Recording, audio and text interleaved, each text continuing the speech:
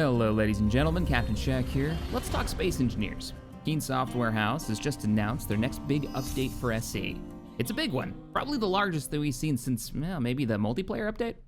Before we get into the big changes, let's be clear here. As I know many of you are already thinking it, is it really an update, Shaq, or is it more DLC? Everything I'm going to talk about in this video has been announced as a free update to the game. We're not sure on the exact release date, but they're doing a public beta test tomorrow morning, 9 a.m. UTC on a Thursday, which I plan on streaming over on Twitch sometime in the afternoon Eastern Time. On to the new features that Keen's announced. Now, Keen's adding an economy system to the game, known as Space Bucks, or SBs. Space Bucks form the foundation of all the new mechanics, like static grid safe zones, shields that totally aren't shields for large static grids, that can change in size and look and keep your stuff safe while you're offline. Zone chips for paying your space shields not a shield power bill. In-game cash, yeah, it's actually an item that you can make backroom deals with. A new faction system with factions that are actually different in what they sell. A reputation system. Affects store prices and changes based on the player's actions. Store blocks, NPC stores, buy some stuff from a faction. Player stores, buy some stuff from a player. New consumable items, heal yourself and charge your suit on the go. A contract system with missions like acquisition, bounty, escort, hauling. A data pad, it's a space book. All right, let's go into a bit more detail. First, Space Bucks, or SBs, are the new currency that each player can earn by doing contracts and selling things like crafted components. Store blocks is a block that you can actually place down that lets players put things up for sale or for NPC stations that are owned by the new factions to sell objects based on the kind of factions that they are.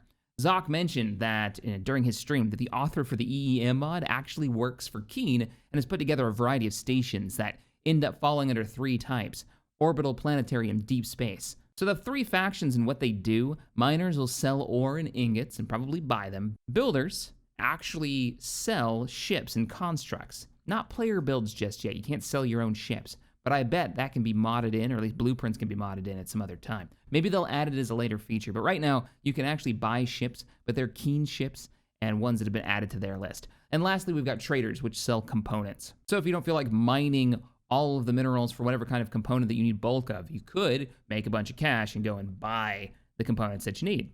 It's kind of a cool system. The store block has a minimum value for all items, meaning that they'll always keep some base level value.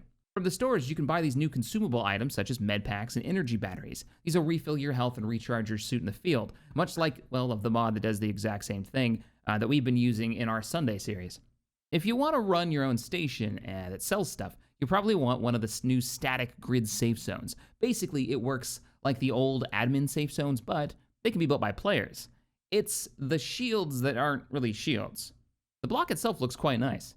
It requires a high level of resources to actually build the block, and it eats a ton of power once it comes online. The larger you want your field, up to 500 meters, the more power it'll take. But that's not all. A new item called the zone chip is also needed to fuel the safe zone field, which, you guessed it, can only be bought at a store. Meaning, if you want to run a safe zone as a player, you're going to need to buy a bunch of zone chips to fuel your field, meaning you're going to have a constant supply of credits or income, space dollars, so you can't run them indefinitely. This is an obvious way of dealing with offline griefers or defending your hard work while running something like, a store, keeping your stations and planet bases from being damaged as players come in and land if they're not particularly good pilots, if they want to come in and buy supplies. I'm guessing everything inside the field, if it works just like the admin mode, and it seems like it does, is just invulnerable and can't take damage, which is great. The field itself has a whitelisting system that has settings for factions and players and constructs, and it can be customized not only in the size, but also in the visual, with two options currently being shown. I bet you again, modders are going to add to this: a grid and an aura effect. I like the grid one myself, but the aura effect's kind of cool how it interacts with ships and blocks as they pass through the field. Gives that little glowing outline. This is for static grids only, so no traveling safe zones. Remember, it's not really a shield. The next new major system, and the one that I'm most excited for, is the contract block. NPC stations have contract blocks that let you take on jobs or post them. The jobs on completion pay out space bucks and some faction standing. Contracts fall into the following categories: acquisition, bounty hunting, escorting, hauling. Acquisition is about building something and then just turning it over to the NPC. Bounty is, you guessed it, bounty hunting. If a player is pissing off the NPC factions, those factions can put a bounty on their head, and you, as a bounty hunting player, could go find them and destroy them. It'll be interesting to see how this one works out. Escort is defending something like a ship or a station against waves of drones, as I understand it, until that ship jumps out. It'll be interesting to see how that works. That one has me the most excited. Hauling, high-level space truckers with massive distances they have to travel. This is one of the higher-end contracts that you can take because of the distance that have to be traveled. Meaning you're going to have quite a large ship with lots of jump drives to be able to make the distance, and then you've got to haul whatever it is they want you to haul. Speaking of moving things, a new block or item has been added called the package block.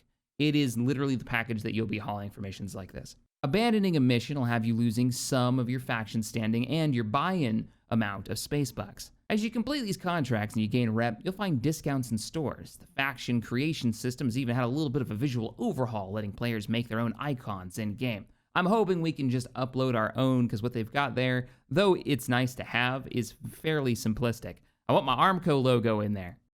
Last item, the datapad. It's just that, a notebook you can write stuff down in, put notes in there for a shopping list maybe.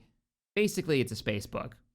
It's something that we've actually needed for quite a while, to leave notes for people, to tell stories and leave clues for scripted missions. Out of all the features though, the most exciting one has to be the contract system for me. What'll modders be able to do with such a system? Full-on combat missions, exploration operations, where we have to go and maybe dig out some ruins or salvage a crashed ship. There's lots of potential there with an opt-in mission generator basically being built into the game. Could even be some kind of like horror exploration spawn that could pop into planets. I can't wait to see what they do. I'll definitely be covering those mods as they come out, because that could be really neat to bring a lot of life to space engineers, taking on operations you're not sure if you can complete. Or maybe they can tie it into mods like the corruption system, where you have to go and defeat a corruption base or battleship if you take on that kind of mission. Pretty cool ideas. I'm pumped. Now, just as a reminder, I plan on streaming the test tomorrow over on Twitch/Captain Shack. As a link in the description below if you want to come over and hang out with us. I'll probably bring the highlights over here to YouTube as a edited video. I'm going to see if I can get Wasted Space, and I believe Splits is going to join us too, and maybe even Tex if I can get him. I'm just going to try to get everybody in. This all came as a bit of a shock and surprise to us. We weren't really expecting this large of an announcement one day before they started beta testing it. So if you guys want to try it out, remember, tomorrow is the day they're going to have the beta running, so you can jump in and play.